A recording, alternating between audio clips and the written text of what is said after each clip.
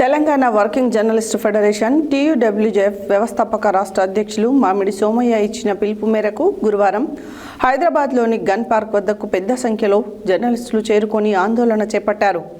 జర్నలిస్టుల సమస్యల పరిష్కారం, సంక్షేమం డిమాండ్ చేస్తూ నినాదాలు చేస్తున్న జర్నలిస్టులను పోలీసులు అడ్డుకున్నారు.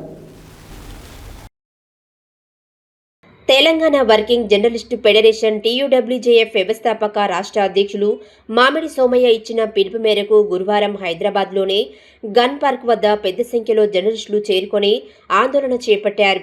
జర్నలిస్టుల సమస్యల పరిష్కారం, సంక్షేమ డిమాండ్ చేస్తూ నినాదాలు చేస్తున్న జర్నలిస్టులను పోలీసులు అడ్డుకున్నారు. ఆందోళన చేస్తున్న TUWJF నాయకులను, జర్నలిస్టులను పోలీసులు బలవంతంగా అరెస్టు చేసి పోలీస్ వ్యాన్లోకి ఎక్కించి తరలించారు.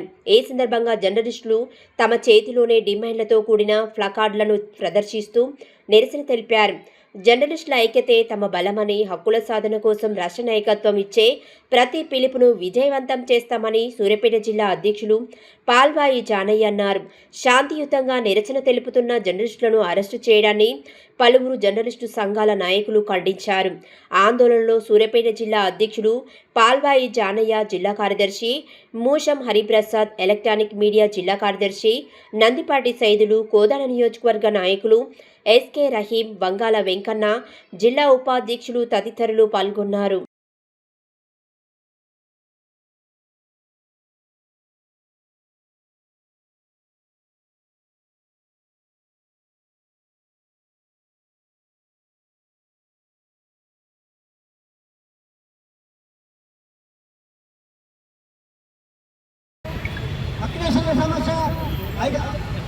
అనేక సమస్యల పట్ల ప్రభుత్వం నిర్లక్ష్య వైఖరి వహిస్తుంది.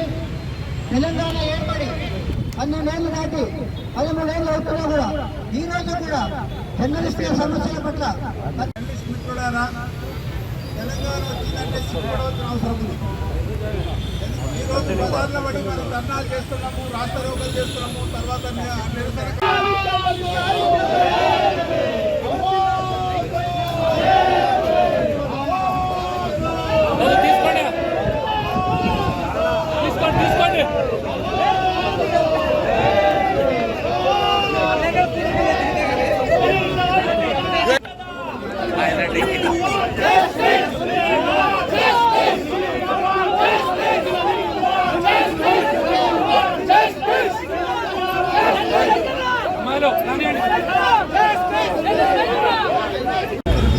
కాంగ్రెస్ ప్రభుత్వం అధికారంలో వచ్చిన తర్వాత కేసు ఇచ్చాం.